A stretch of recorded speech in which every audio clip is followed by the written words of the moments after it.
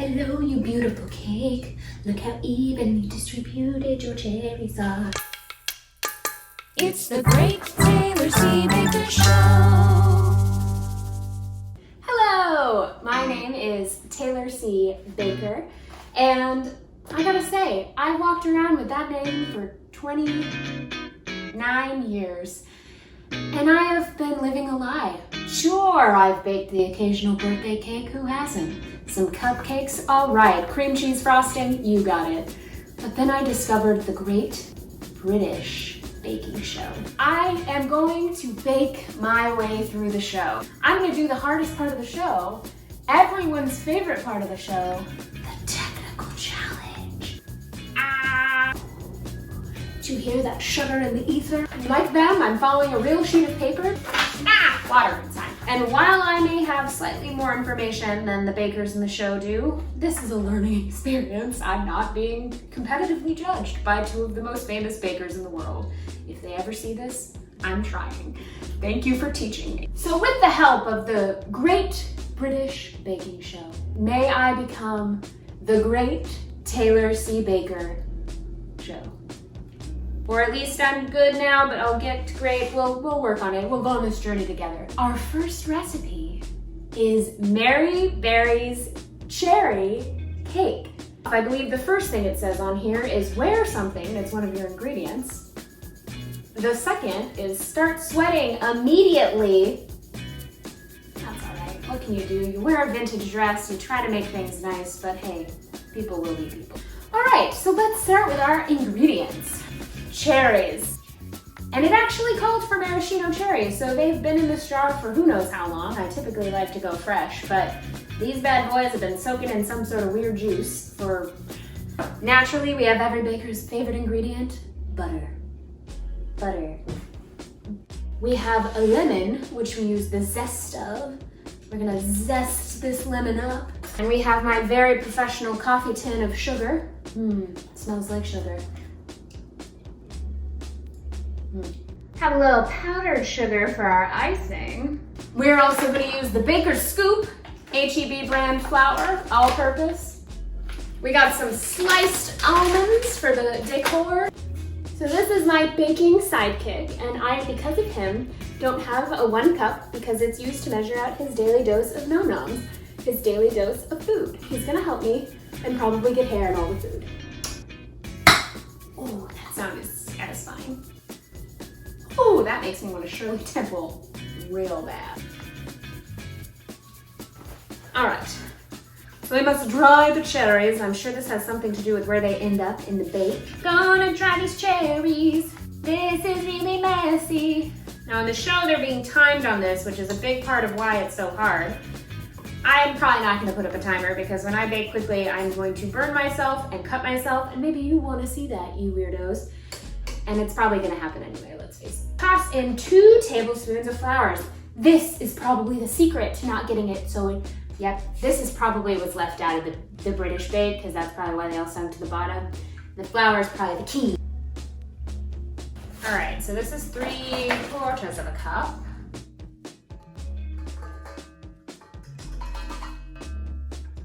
Ooh, this is nice and soft. 3/4 of a cup. This is only half a cup. I need more butter. So what's your favorite lemonade recipe? I always like those like bougie lemonades that are like lavender, coconut, flower, mint, breath of a baby. One skill I really hope to acquire during this process is the ability to crack an egg and open it with one hand. Look at that, already my dog's hair is on this. Why? How did you get on top of an egg?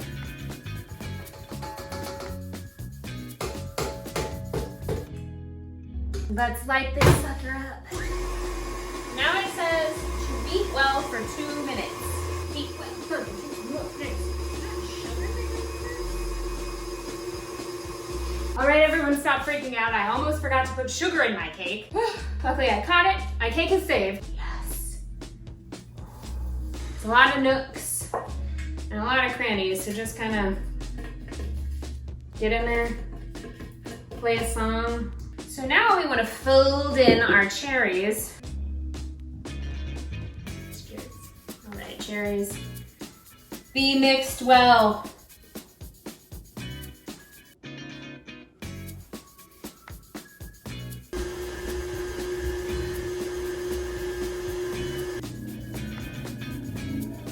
Still 28 minutes. So that's hot. All right, let's see how she turned out. Hello, pretty. Give it a little testy do. Look at that, clean as a whistle. Are you proud of my cake, Mary? Did I do you justice? I think she'd be pretty jazzed. It's nice and golden brown around the edges. Smells like a cake. So we're gonna let that cool in the tin, and we're all gonna say a silent prayer or a loud one. Please come out of the tin. Big lesson I learned, no matter what you're baking, is you have to let your cake cool completely before you can ice it, or the ice is just gonna come right off. That's exactly, it comes off your cake, I was like, ha! All right, let's see if this bad boy comes out of the tin.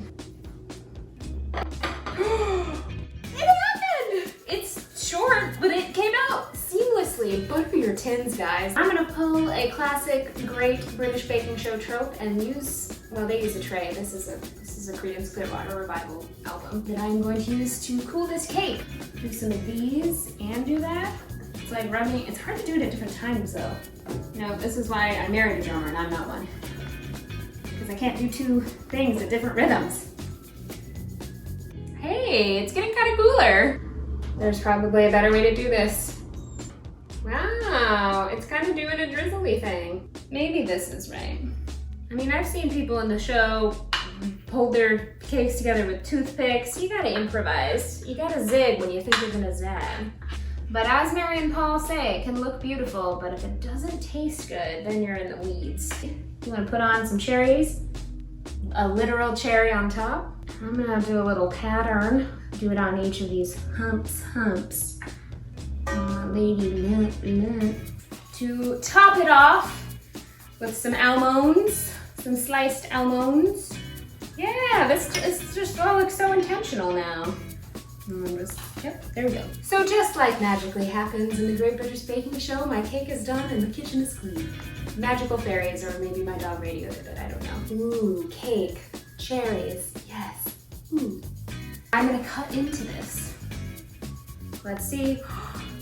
Look at that evenly distributed bake. Look at how even those cherries are. But I can already see, I know what they're gonna say. They're gonna smush the middle.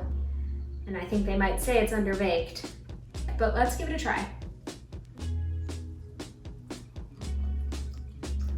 It may be underbaked, but it's not undergood.